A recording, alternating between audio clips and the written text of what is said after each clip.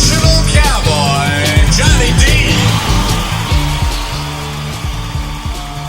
This is Johnny D, the Motivational Cowboy, with this week's Outstanding Life podcast, and I am right now at the offices of Eric Gorges. What is going on, buddy? How you doing, man? Outstanding. Man, I tell you what, you got a cool shop here. I walked in, this isn't the same shop that I was at about 10 years ago, that's for sure. It's changed a little bit. Man, I couldn't wait to do this podcast with you because me and you have so much in common, and I don't even know if you realize how much we have in common. But you started Voodoo Choppers back in April of 1999, and that's about the year that I started speaking professionally and actually making money doing it. Oh, that's been cool. a long time. We didn't have gray back then. No, a lot more gray, man.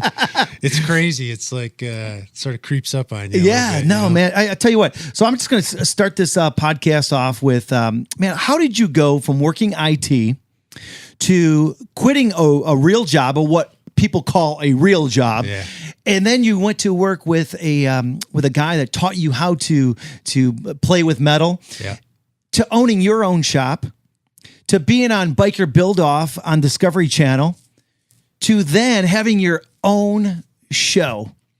Man, I mean, we only have an hour, but I tell you what, what. I'm pumped up to hear the story of how this all started. Yeah, it's been a hell of a trip, that's for sure. It's it's one of those things. It's like you really need to think about what's important in life, and that's going to keep changing, right, and evolving. And I think you should be open to accepting that and go for it. Yeah. No, so you give up a real job, and I keep going back to that because I'll never forget the day that I quit my corporate job, and my dad told me that I was the dumbest person in the world because I was making good money, I had full benefits, which was a big deal to them, and then it went to 2 years went by, and I went through that transition period of being broke, and but still learning my craft. Yeah. You gave up everything, and then you went to, who did you work with? Who was your mentor? So when I left, I worked for Xerox, right? Oh, okay. That's the company I worked for in IT. And I was with them for, 12 years, maybe a little longer. I started working with them when I was 16. And I got sick, and it was during that time that I sort of took a look at what I was doing, and a friend of mine said, hey, what if you didn't do this for a living anymore? Like, what would you do if you could do anything? You know how people say that. Absolutely. What would you do if you won the lottery, right? That's kind of funny because that's my last question for you. So yeah, right. And so we'll make it the first question. Well, but that's sort of life, that's absolutely. Really, if you think about it, like that's how we should all be looking at things. Like, amen. You're only here once, so did you, at that point then? Did you almost have, I call them the aha moments, that you're like, yeah, what would I do? Well, it was a little bit, John. Like, to tell you the truth. I say friend, but he was my shrink, right? Okay, And because what happened was I started developing a severe anxiety disorder, and it had gotten to the point where my life had changed so much because of this anxiety, that I actually became agoraphobic, and I stopped eating, and I stopped, my life just, my world shrank. Right. Yeah. Quickly, very quickly, within a matter of a few months, I was not the person I normally was. Right. And it made me think about, all right, well, what could I do? Like, what if I do something else? How old were you? I was in my 20s. I don't remember exactly how old I was, but it just sort of made me think about the possibilities. Yeah. And he could have came to me and said, you need to build a rocket ship and go to the moon. And if I thought that was going to make me better, I would have done that. Right. Yeah, absolutely. But he said, well, he asked me, what would you do? And I said, I didn't even think about it. I'd work with my hands. I'd make stuff. And he said, well, what would you make? I said, I don't know, but I love working with my hands and I love making things. It's not about making any one particular thing. It's about making things. Right. Absolutely. And, that just opened up a whole new world to me. Like really, you could do anything you want. Being a craftsman saved your life. Absolutely. Kinda. Yeah. Working with my hands, 100%. 100%. I mean, I'm getting goosebumps right now. I mean, I didn't know that, and it's so cool because that's what this podcast is about. Is about leaving legacies, but it's also about learning, and that we all go through the same stuff in life, just maybe in a different way. Oh yeah. And me and you were joking around prior to hitting the record button, and a lot of things that people don't know about me is I'm a very shy person. Because people told me I couldn't do certain things, and I prove them all wrong. Yeah, you know what I mean. And so you went to work for a mentor. Did you get paid for that, or was it like one of those things that people say, "Listen, I'll sweep the shop. I'll do whatever. I just want to be around you and learn this." So I'll tell you, when I chose that I wanted to learn how to work metal, right? Like I grew up around woodworkers and I worked in woodworking since I was a little boy. So throwing a hammer and nails was familiar to me and comfortable. And I really enjoyed working with wood. Right. Metal intrigued me because I didn't have any experience with it. And I always want to learn how to weld and work with torches and, work with metal hot and cold. But I didn't know anything about it. And I just literally stumbled upon one of the best metal shapers in the States. Ron Fournier was his name, and his background was in racing. Okay. So,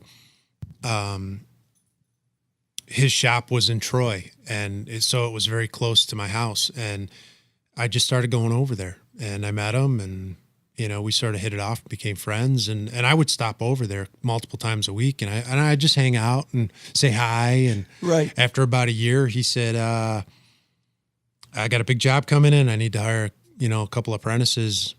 You know anybody? Wow. And that was it. That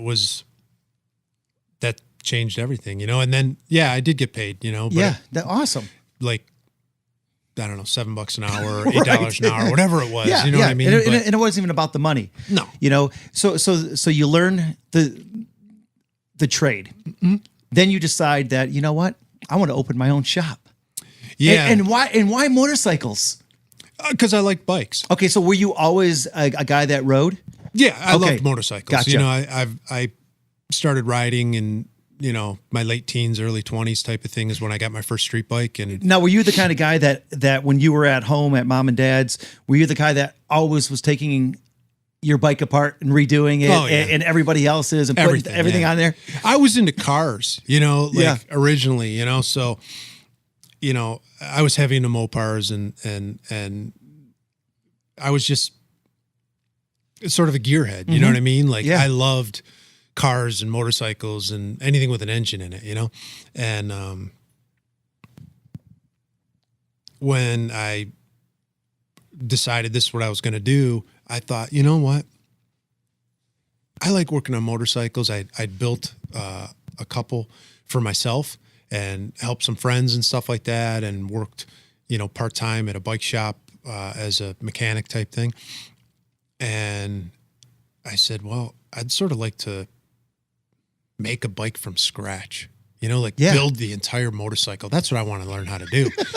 And that's what led me into working with Ron, because I wanted to learn how to shape metal so that I could make fuel tanks and fenders from flat metal. Okay. Yeah. I didn't want to buy something out of a catalog and modify it. Right. Yeah. I wanted to come up with an idea and just build it. Eric, what was the first thing that you ever made that you looked at and said, wow, I made this from that to this? Do you remember what it was? It was probably something like a pan, or probably something like that. Something probably easy. In metal? Yeah.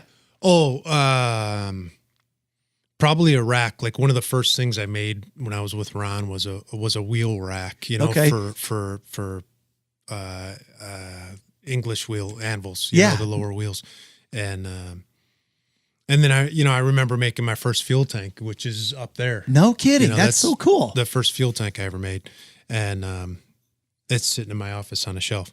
And how scary was it to open your own business back in 1999? And why? Looking back at it, I was an idiot. I had no, it hasn't changed much, like I didn't have a business plan other than I want to build motorcycles. And I started in my garage at the house and it, started to grow from there. And I ran out of space. And then Ron had gotten to a point where he was going to shut down his shop and start slowing down a little bit. And I was like, all right, well.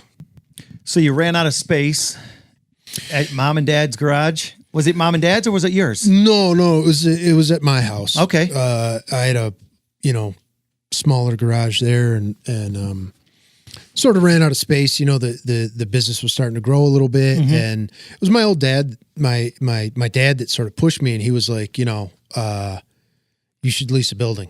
Really? Yeah. And like I said, I didn't really have a business plan.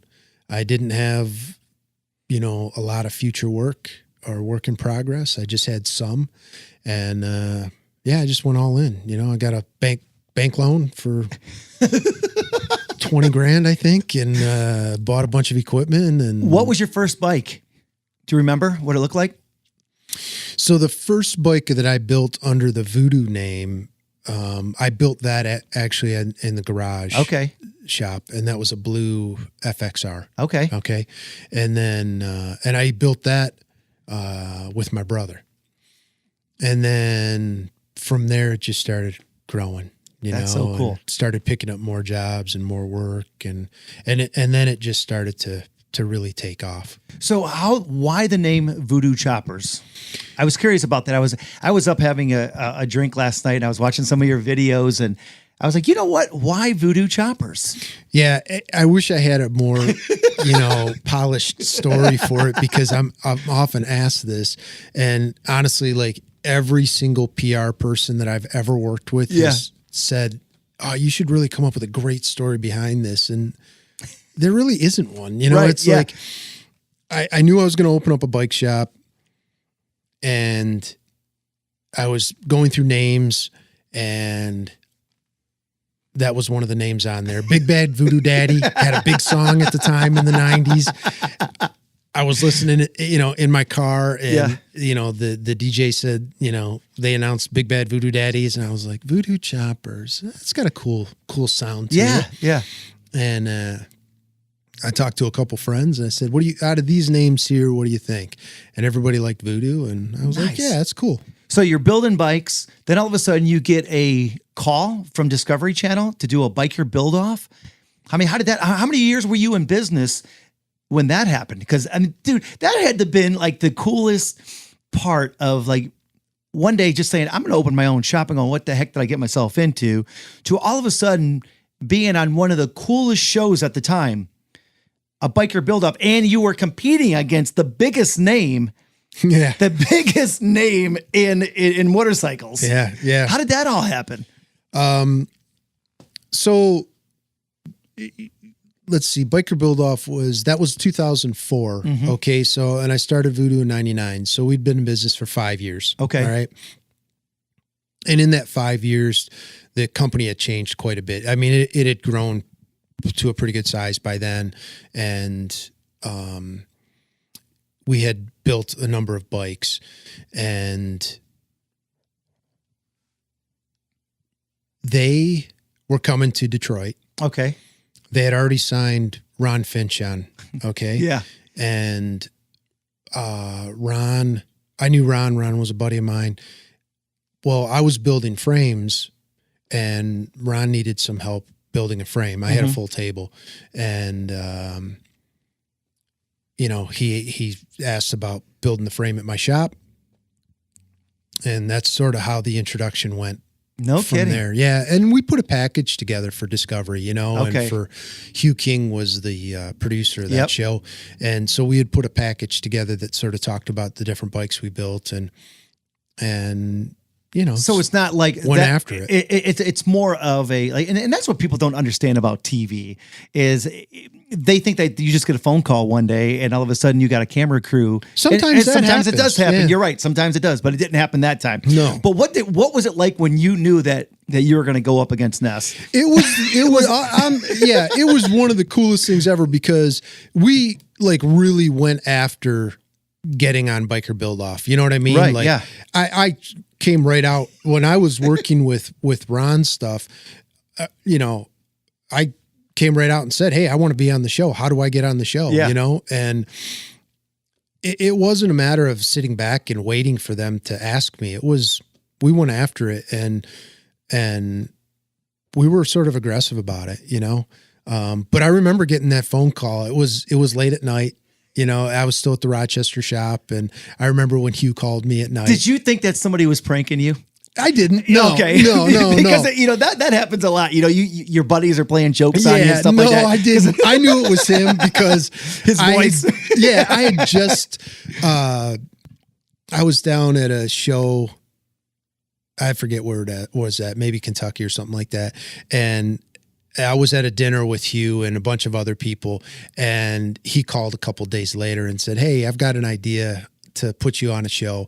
And we're going to put you up against Corey Ness. And it's going to be, you know, this David and Goliath story." Yeah. And I was like, "Yeah, kick ass, dude. I'm in." And that was it. I watched that episode the other night sitting in my hotel room. I was out in Virginia at a gig, and I watched that episode twice.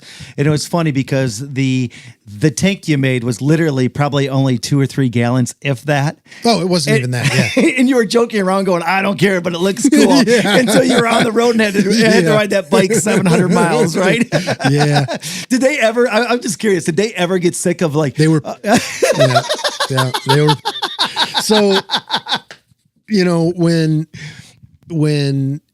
you do the show, they tell you like, "All right, we're going to have a gas stop every 40 miles, I think was the gas stop." So they said you should really plan about at least 50 miles to a tank. I was like, "Yeah, whatever." And I didn't care, you know, like I built the bike the way I wanted to build the bike. Yeah. And I was really proud of it. You know, we had a whole team of people and everybody they're all into it. Things were going good at that time. It's okay, buddy. Buddy is hanging out with me here. Yeah. Bud, my shop dog. Yeah, your shop dog, which is 2 years old, and he's just a wonderful dog. And he actually is liking me. So Yeah. Oh yeah. Yeah. So He thinks everybody comes here just to hang out with him. So did things really amp up after you were on TV? Probably not the way you think. Okay. You know, a lot of people, Yeah. they think like, "Oh, well, you're on TV, so you're going to, you know, now you got all kinds of money." And That's exactly why I'm asking you this, Eric. And you know that everybody sees you on TV or on stage, and they just think that you're a millionaire. yeah, You know what I mean? It's not really like that. What it did was bring credibility to the name Voodoo Choppers and to my name. Yeah. And it brought awareness to that brand, right? Right. So more people had heard of the name, more people had maybe seen the episode, and that kind of stuff happened. You know what I mean? But, you know, dude, I remember it wasn't a year after the show aired, right? And so by that time, we were doing quite a few shows and we were traveling a lot and in and out. And Did you watch the episode when it came out? I'm just curious because I know how I am when I do things. I usually don't even watch. But that had to have been such an exciting time for you and your family and friends and everything we had else. a big premiere party, you know, and it was awesome, you know, but that was the only time I saw the episode was at that premiere party, and it was in a bar with, you know, hundreds of people there, and it was pretty cool, but no, I haven't, you know, I haven't seen it I couldn't tell you the last time I actually saw that episode, you know, And I don't really, I'm proud of it. Yeah. But I don't enjoy watching myself on television. You Right. know what I mean? Yeah. Even today, I don't watch the broadcast episodes of A Craftsman's Legacy. Well, okay, so that's the next part of this. That one question is, you go from building choppers, and I mean building choppers for big corporations. Oh yeah, and some famous people and stuff like that. That's all cool. But then all of a sudden, you come up with an idea to have a show on PBS, which I think is really cool. And I want you to tell that story of why you chose PBS. And the show is called A Craftsman's Legacy. Mm-hmm. Did that just happen overnight? Or again, everybody thinks it happens because all of a sudden they see it on TV. But was that years of thinking about it and like planning 6 for years. it? Really? Yeah. Yeah. See, and people don't realize that you had a dream one day, but then it took 6 years to make it all happen. Oh yeah, for sure. Like, and during that time, one day you got some money and the next day you're eating ramen noodles. And, Right. And we talked about that. Yeah. And sometimes it's like, you're flat ass broke for a long time, man. And you go through all kinds of different trials and tribulations. Why a show that you travel the country and you get to learn how other people do their craft? Is it one, you wanted to learn how to do their craft and you're like, hey, a TV show would be perfect to do this? Or was it, hey, you know what? I'm great at what I do and people think it's cool what I do. And I want to show how many other cool craftsmen there are out there. So it really has nothing to do about me. Okay. Yep. Like, and the show was never about me.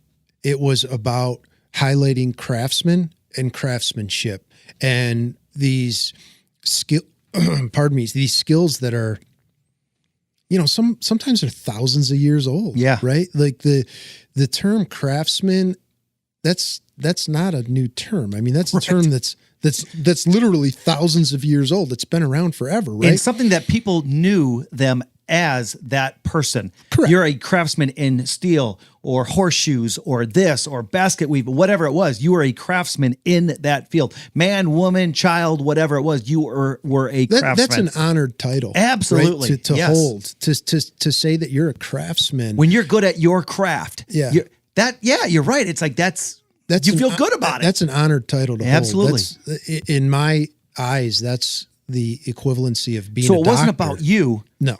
It was about showing other people. But I wanted to host the show. Right. No. I wanted to host the show. You were the vehicle to show what other people do. But the point of the show, right? It's really about inspiring people. Yeah. So we have this little, I don't know. I call it the spirit of the show, right? It's inspire, discover, restore. It's three little words, right? And the whole point of it, the whole show has always been driven by those three words, right? To inspire people to work with their hands again, right? And to help people discover craftsmanship again and to restore those values in the US. Yeah. Right? Because we've lost that. We've lost touch with working with our hands again and appreciating people that do work with their hands again, and you would hear, when I was growing up, right, it would be, you'd hear like, oh, well, you better go to school or you're going to become a ditch digger. Right. Right. Well, let me tell you something, man. I actually know a guy whose dad was a ditch digger. Yep. This cat built a giant business behind digging ditches. And when it came time to build his house, he built it himself and with his friends and had a beautiful house that he owed nothing on, all from digging ditches. Mm-hmm. So being a ditch digger and being good at it, being a craftsman at that, it's not a bad way of life, man. Amen. And we're both from Detroit, you know what I mean? And the automotive business is huge here. And let me tell you something. When you walk through a plant, those men and women working in that plant are proud to be working. And they should be. And I'm getting goosebumps right now because people are like, oh, well, you're just this or you're just that. No, I am that. Yeah. Not just. Take the word just out of people's vocabulary because you should be proud of whatever it is that you do. Be proud of it, man. And it's funny. You said those three things, and I tweeted that today when I said, hey, I was on my way out here. because it is important. It's important even if you are and there's nothing wrong with being a doctor, lawyer, and all those other cool things. My daughter is a clinical psychologist, had to get her master's degree at it and do all those fun things. But you know what? I was telling you earlier, she still needs an outlet to be creative. Oh, yeah. And that's where me and her have so much fun together. And we'll go buy something or pick something out of the trash. Now, I can go buy whatever I want, but me and her spend days working on one project together. Can't take that away. You can't take that time away of father and daughter time. I don't work on bikes. I don't get dirty for a living. But let me tell you something. That time that I spend getting dirty with my daughter, I get chills and I get teary-eyed thinking about how cool it is and how fun it is. And usually it's her coming up with the ideas and then I'm doing the work and her watching me. But and she's like, well, Dad, I am smarter than you. You know what I mean? But you're right. There is something to be said that when you take something from nothing and make it and you walk away and your heart's in the right place, your mind's in the right place, that's pretty cool. I gotta, go ahead. You were going to say something. Well, you referenced earlier, like, working with my hands sort of saved my life, right? Yeah. And that's really what it was allowing my mind to go someplace else, and allowing myself to lose, myself, my mind in my hands and in what I'm doing in my work that gave me clarity. Let me ask you this. What, who, or how do you stay motivated and inspired to do the creative work that you have to do every single day for other people? How do you, I don't know what it is for you, but you have to stay motivated and inspired to do all this cool stuff for other people. Oh, sure. Yeah. But so what do you do for yourself? Well, to me, that's an honor though. I mean, to have somebody else ask you to make something for them, that's an honor. And I'm the first one to tell people I'm not for everybody. I work my own way under my own terms. Amen, brother. And yes. And that's not a good fit for everybody. No, and I tell people that. I'm like, dude, this is a lot of money. One way or the other, whether it's $500 or, $50,000, right. It's a lot of money. Yeah. And you need to be comfortable with this transaction or you're not going to enjoy it. Did it take you a long time to have that attitude? It took a while. And the reason why I ask you is in the beginning of my career, I had that exact same aha moment that I was doing every gig out there. I don't care if it was a school. I don't care whatever it was. But then one day I'm like, wait a second. I am not all these things. I am one kind of speaker and I am high energy. You know what I mean? I get the people riled up. I have fun and I'm not for everybody, but I let them know now. Hey, you know what? I may not be your speaker, but I'll help you find somebody that is. Oh, and yeah. I have no problem saying, like, you have to be comfortable with who you are and what you do. Am I right or wrong? 100%, yeah. But it takes a long time, don't it, to get to that point where you're confident in yourself and your ability to know that, hey, you know what, this is the way I am. Well, you have to realize that, we're all different, right? Yeah. And I remember when I started my shop in Rochester, a guy named Gary, he had a shop by Voodoo. He had a collision shop and he was a big bike guy. He used to come by my shop often and we became friends. And he told me one day, and this was early on, man, I was there 7 days a week. I was there all the time, at least 14, 16 hours a day, every day. And he came to me and he said, dude, this is your business. You need to run your business your way. And customers will understand that and they'll be okay with that. Mm-hmm. But you need to define that. Right. And I was like, no. I just need to work all the time.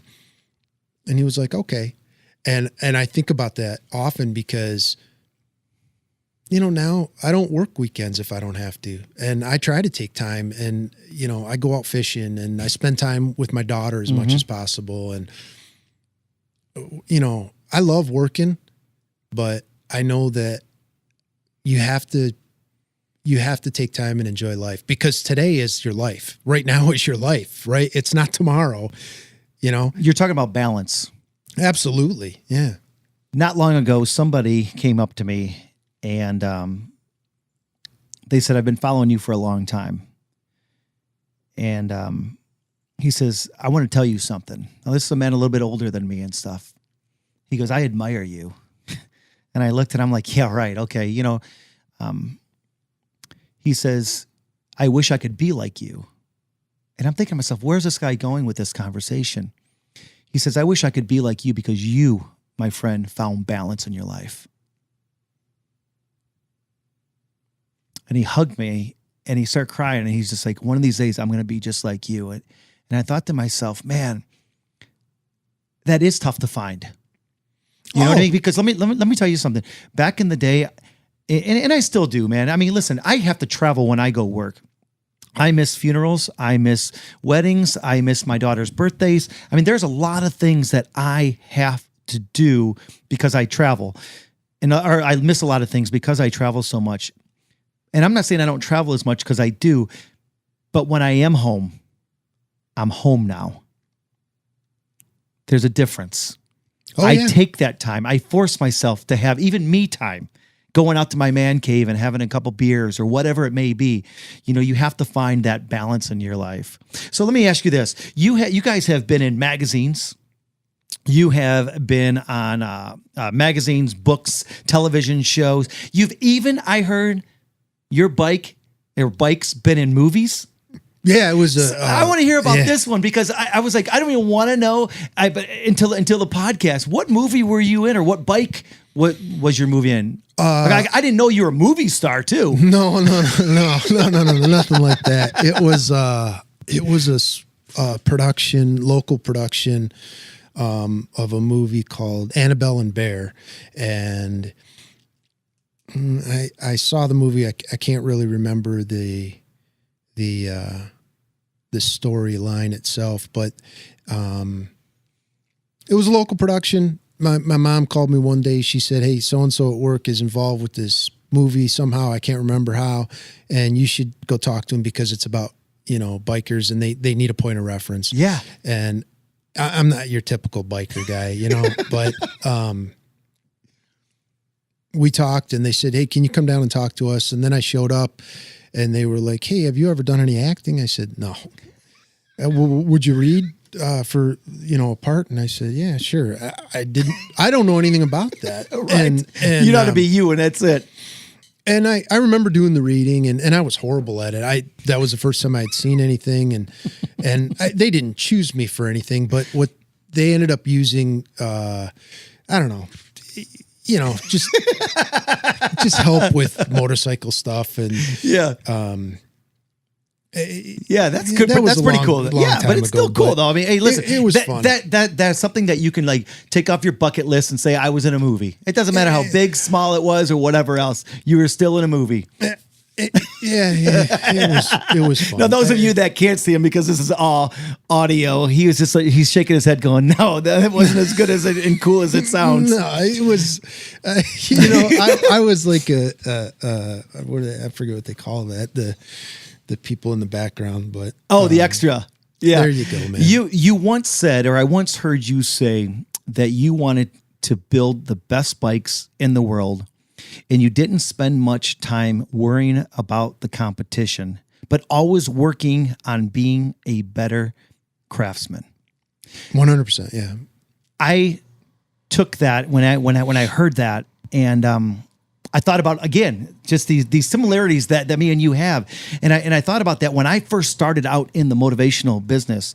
Man, people are like, who did you look up to? Was it Anthony Robbins? Was it? I'm like, no, and no. And they're like, well, why? I said, because I didn't want to be somebody else. I wanted to be me.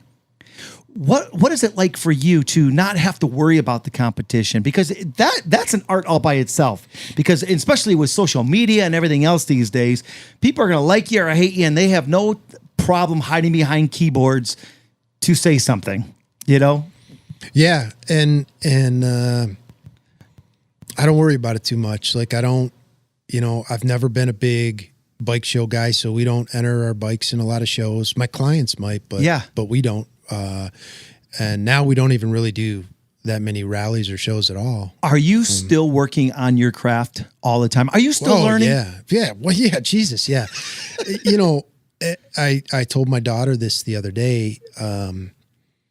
because she was in a competition for horse riding, and I said, don't worry about where you're going to place. Don't even think about where you want to place. Just do better today than you did yesterday. Yeah. That's all you got to worry about. Do a better job today than you did yesterday. And every day you keep doing that. And eventually you'll get where you want to be. But don't worry about it.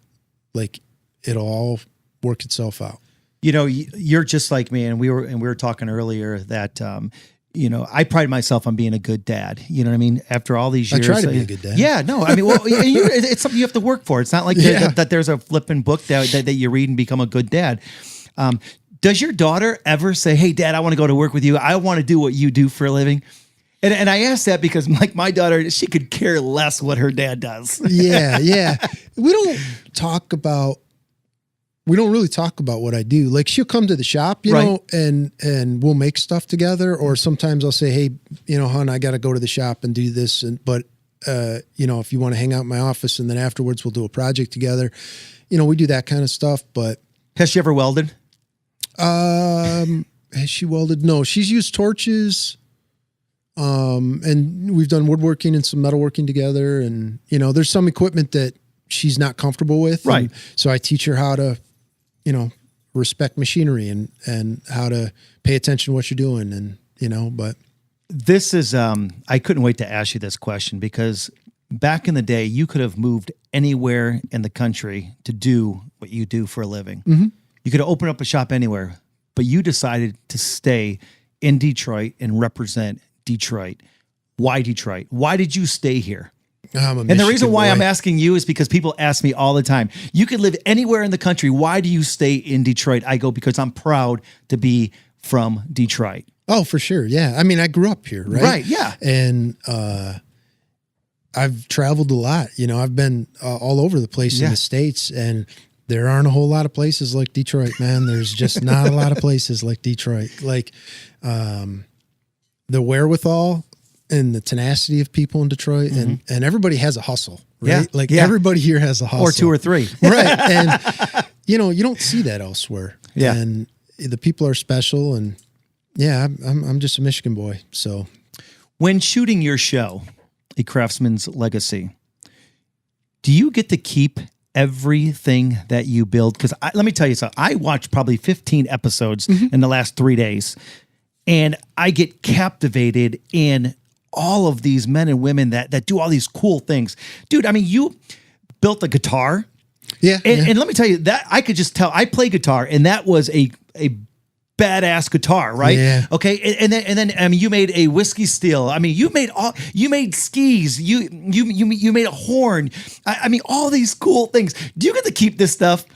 I mean, are you going to take me to the back room here in a little bit, and like you're going to show me everything that you got to keep? Yeah, if you look around the office, you'll see a lot of it. So, some of it I do, and some of it, I don't. It depends on the person. Sometimes they will, offer it as a gift, and they'll gift it to me. Right. Sometimes I buy it.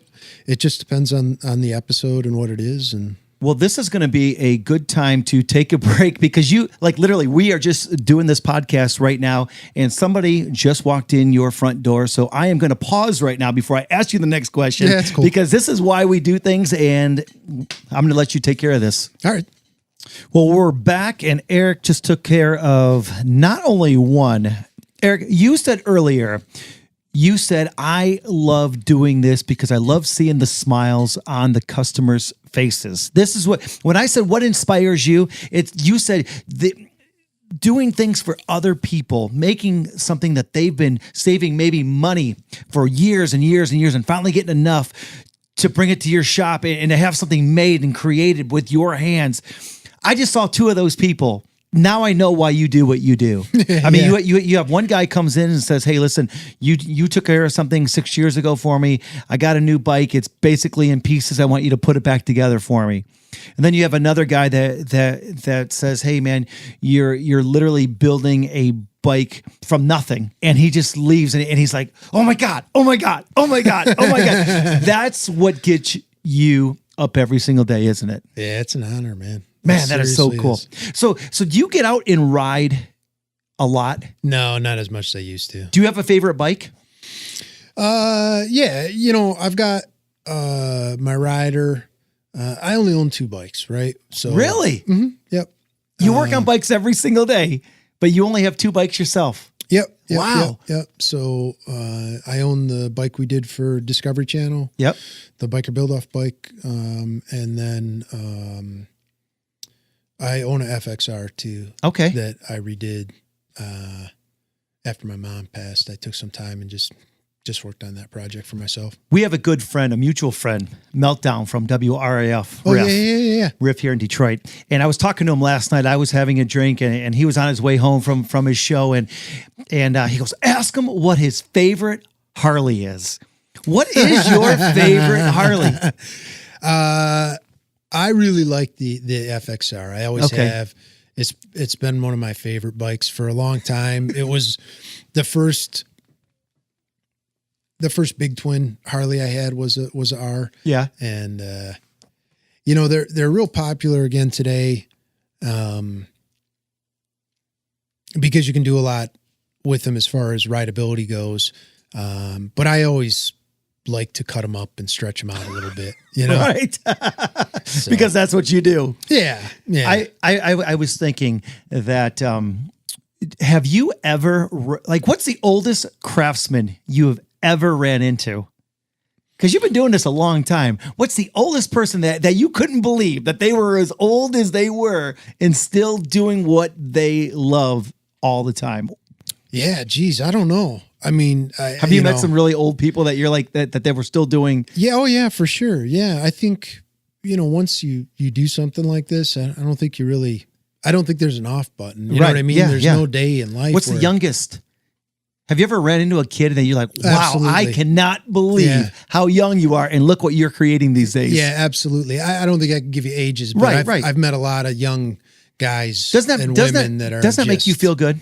Absolutely, yeah, because it gives you hope. You know what I mean? It's like, all right, cool, you get it. Trade schools are starting to become such a big thing anymore, and it's so cool. Yeah, I'm speaking at one next month, and I'm so excited because I'm speaking for 400 students in one community. That's awesome. That's going to a trade school. Yeah, that's we're great. talking high school kids. Yeah, going to a trade school.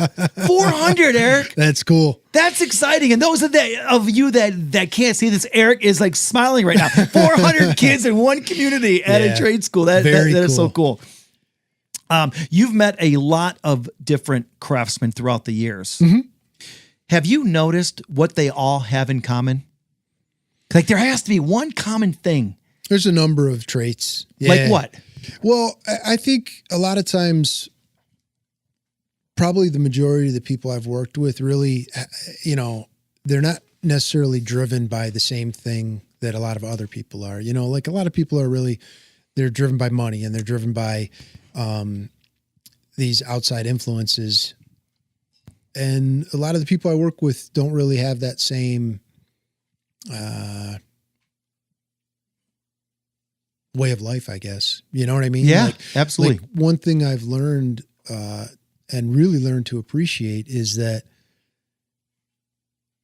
sometimes we think about our value in life as a monetary value, and that's not really a great way to live life. How do you want to leave your legacy?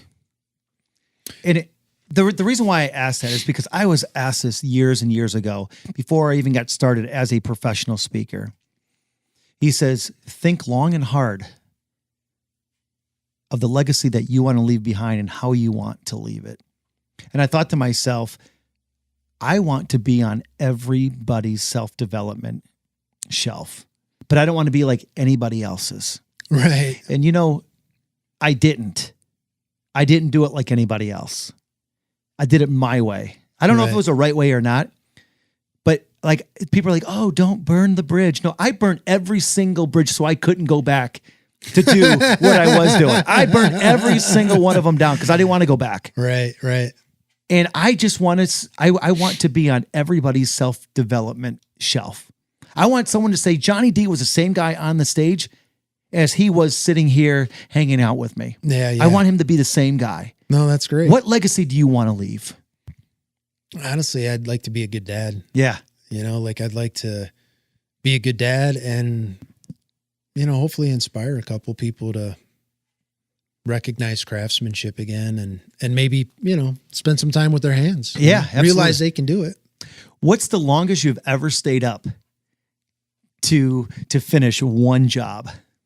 And I was laughing about this because watching all your shows, I'm like, there had to have been some really late nights. Like there are certain things you can't fake on TV. Oh yeah. And staying up is one of them. When you walk in and you look like a zombie, you probably were a zombie. Yeah. There's been a lot of projects where you just work through the night. You work a couple days in a row and you get very little sleep. And you might do that for, a month or whatever, a couple weeks, but I try not to do that as much anymore. It's because we're getting older. That's why. I don't like rushing anything. Right. I don't like rushing anything because it changes the purpose of what you're doing. Absolutely. Yeah, absolutely. I totally understand that. What's a craft that you still want to learn? Oh, there's a ton of them, man. Yeah. Like every single thing that I do, I want to learn more about, you know? And, metal shaping and woodworking and working with leather and, ceramics I really enjoyed. And really? Oh yeah. Yeah. Like literally, see that seems like it would be kind of fun because you can literally just like wad it back up and start all over again. What's one of the toughest ones being on the show and you've done so many different things? What's one of the one of the things you were trying to make that you just could not get it? Or are you just one of those guys that you got every single one of them? No. A lot of them. I mean, like, working with your hands is technique, right? Mm-hmm. And dexterity, right? Yep. So it's sort of understanding your hand placement and your muscles and sort of how you're manipulating that material, right? And so everything you're working with, no matter if it's molten glass or it's stone or it's, yarn or whatever, it all requires a little bit of different finesse work and technique. And it just takes time to learn that. I was watching and the reason why I asked that is because I was watching the one that you were doing a fly rod with a husband and wife. Yeah. And you literally handcrafted a fly rod out of bamboo. Yeah. And I was watching that and I was like stressed out, like just watching it because it was like you were cutting these. I mean, yeah, it was just crazy. I don't even know how to describe it, but I was all tensed up wondering if that was going to, if it was going to make it. Yeah, for sure. And I've screwed up a lot of stuff. Has there ever been somebody that just says, man, I was so glad to see that this show is finally wrapped up because you're awful at this. And having fun doing it. You know what I mean? No, I understand what you're saying. Nobody's ever really come out and said that, but there was a lot of stuff, like when I was working with Maple Smith, who's a spinner, that was something it was a challenge, and I mean, she can do it without even paying attention. She could watch TV and do it at the same time. And, I struggled with it because, it's just not something I do all the time. So it was a challenge for me. What's a trick of the trade when it comes to building bikes or working with metal? Like everybody has a trick of the trade. Well, working with anything, you should be thinking ahead of where you are now. Mm-hmm. You know what I mean? Like you should be concentrating on what you're doing, but you need to have the next step planned out ahead of time. Did you have to learn how to be the host of a show? Oh yeah. Yeah, for sure. And the reason why I ask is because just like you said, you went from building bikes to having your own show. Yeah. So do you have just a great director or are you also the director and the talent and No, I'm not the director. You have a team, and so you obviously have somebody really good that tells you what to do. Yeah, because none of it's scripted, right? No, it's not scripted in the sense that you're referring to. I think where we have scripted dialogue. The show format itself is scripted so that there's, we know we're moving from step A to step B to step C type of thing. Right. You have an outline. So it's scripted in that sense, but. Becoming a host of a show, that's something I work at every time we're filming. I try to do a better job than I did the day before. Right. And you learn. Would you consider yourself to be an artist, a craftsman, or both? And that question came in on Twitter, and I couldn't wait to ask you that one because it's a good one. Well, we asked that. That's a question I ask on every show. Or do you look at yourself as an artist or a craftsman? And let's see. I didn't even know I was stealing one of your lines. It's I'm throwing it right back at you. From every show, yeah. And it's funny because, man, some people get pretty worked up about it. Not the people on the show, right? But especially online, some people get really worked up about it. And the thing is it's like it's not a right or wrong answer. Mm-hmm. It's how you perceive yourself, right? Like, absolutely. What do you want to admire, or what do you aspire to be? And I don't look at myself as an artist. I never have. I would never meet somebody and say I'm an artist. Mm-hmm. And other people might view me that way, but that's just not how I see myself. I really would like to be called a craftsman. Right. Is there one person you would love to build a bike for? Like, just hypothetically. No, not really. No, I mean, just doesn't care. You don't care. Like it'd be great to build a bike for Jesus. No, there's nothing. What would that bike be like? I don't know. Because listen, why you had two customers come in. Yeah. Right. You had two customers come in, and we took the dog for a walk. Yeah. Yeah. And one thing that we both again have in common is that we're both Catholic. Yeah. Yeah. What would the bike be like if you were able to build a bike for Jesus? That's it. Look at this. Is not even scripted either. I don't know, man. Would it be white? What color would it be? I think I'd have to talk to JC and see what he has in mind, like how he wants to use it, and go from there.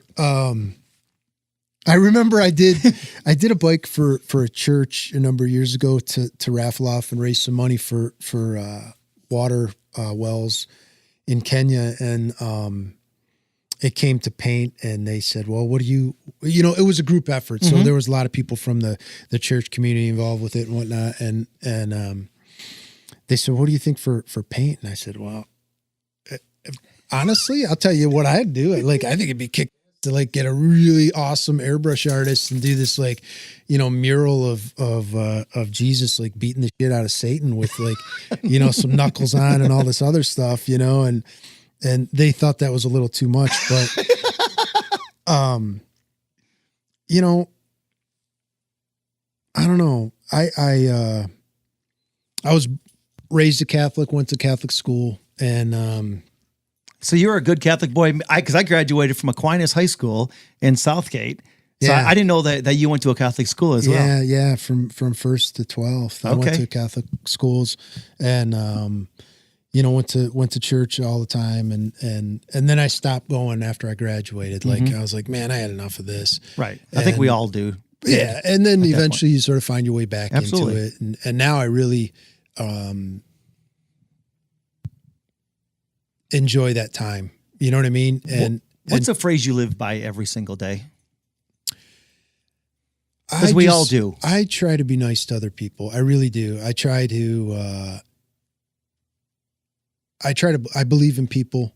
I believe that people want to do the right thing, and there's plenty of assholes in the world. Yeah, and there's plenty of people in life that are going to tell you can't do something. Yeah, but I try to tell people otherwise. You got to ignore all those other people, man. Just 2 weeks ago there was a $1 billion lottery. Yeah. Did you buy a ticket? I bought one ticket. Okay. Yeah. If you would have won that $1 billion, I'm going to ask you a question that my daughter asked me. She says, Dad, I already know the answer to this, but if you won that $1 billion, what would you do tomorrow? I'm going to ask you that. If you would have won that $1 billion, I'd do the same would thing anything I'm doing change today? I knew you were going to say that. So when I thought about this question, I didn't build this my morning, life around money. No. But there's a lot of people that things would change if they had $1 billion in the bank.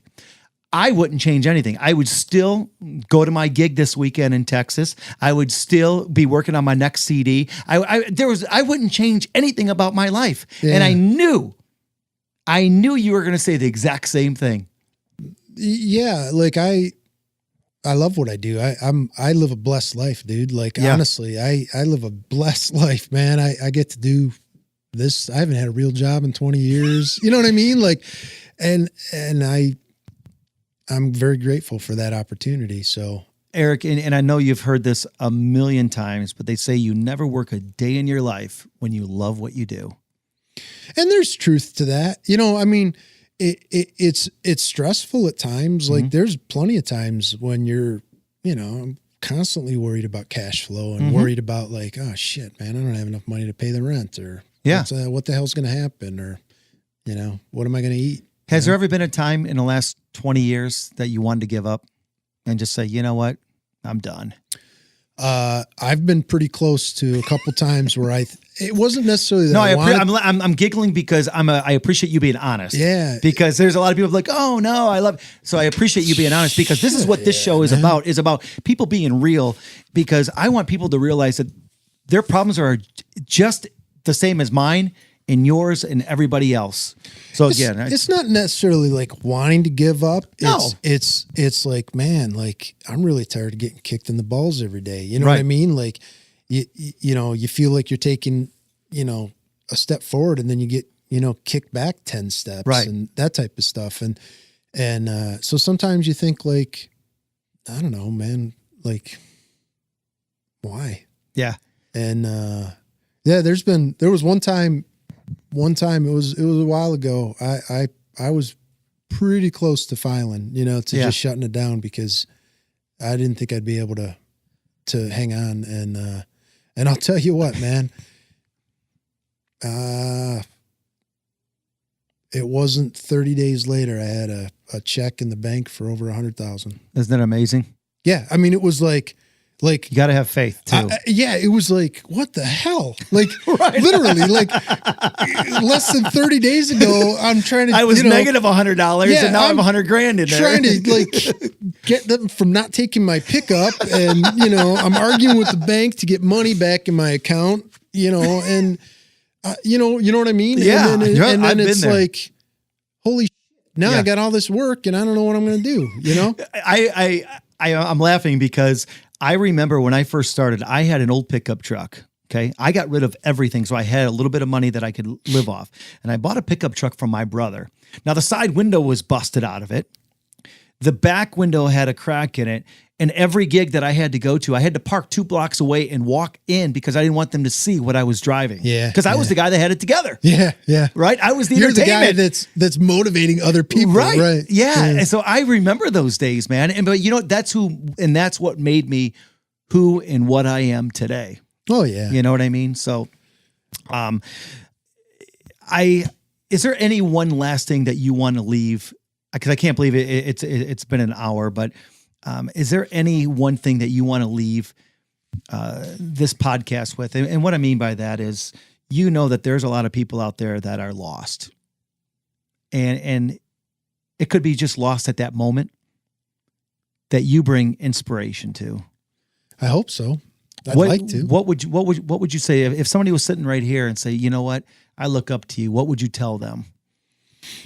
You can't give up. You got to believe in yourself, you know? And, I saw this, I was at the stables the other day with my daughter, and I saw they had this little, I love these little sayings. You never know always who the author is, but, there was a saying on the wall, and it talked about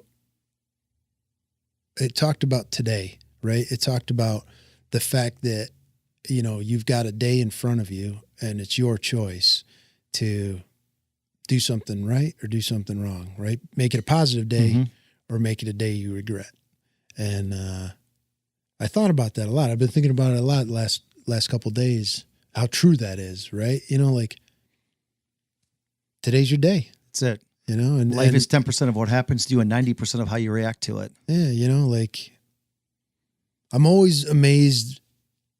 So many people are like, well, I can't do this, or I'm no good at that. And everybody forgets, like you talked about it earlier, you know, everybody sees you now as the motivational cowboy, right? But they don't see the last 20 years of life. That's right. Right. I became famous after 20 years of being broke. Right. And that happens with actors and entertainers and musicians and everything else, right? You see them like when they're accepting that award, but you don't see the backstory and you don't realize that every single person out there had day one. Yeah. Every single person had that first day on the job. That's right. That first day of exposure, that first day of music lessons or whatever it is.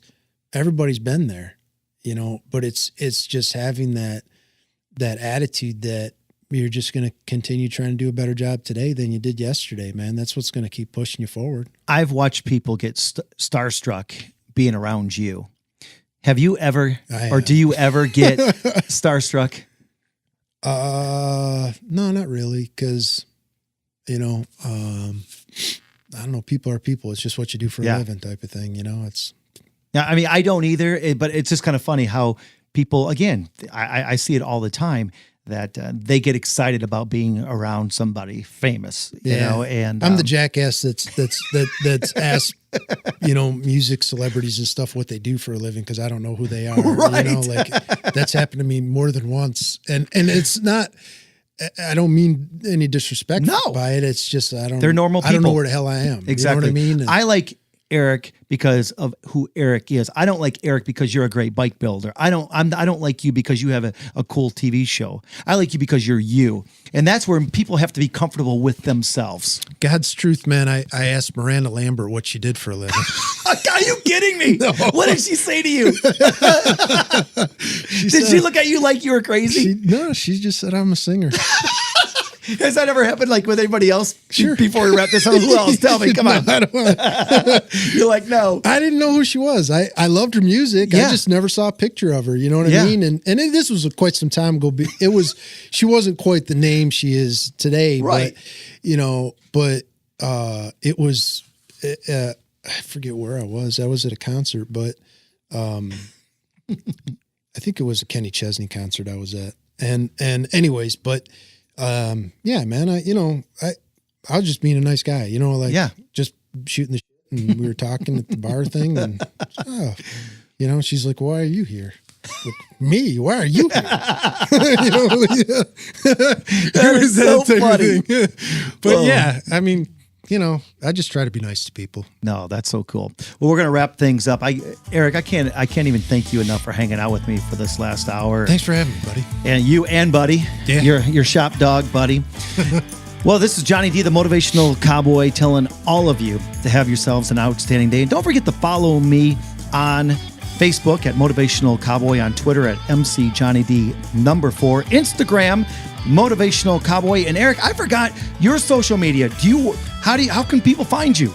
I mean, you do have a really nice website because I've been there several times. Thanks. And obviously Voodoo Choppers. Yeah, there's the Voodoo Choppers site. There's Craftsman's Legacy site. And then there's the social media accounts and all that stuff. And that's on the websites. Oh, right? Yeah. Okay. Yeah. And again, you can download all of the Outstanding Life podcast at soundcloud.com/outstanding life. You can also go to motivationalcowboy.com to download all of them. Again, this is Johnny D, the Motivational Cowboy, telling all of you, be safe, have fun, and have yourselves an outstanding day. We'll see you next episode right here. Outstanding Life is a Soul Bridge Studio production.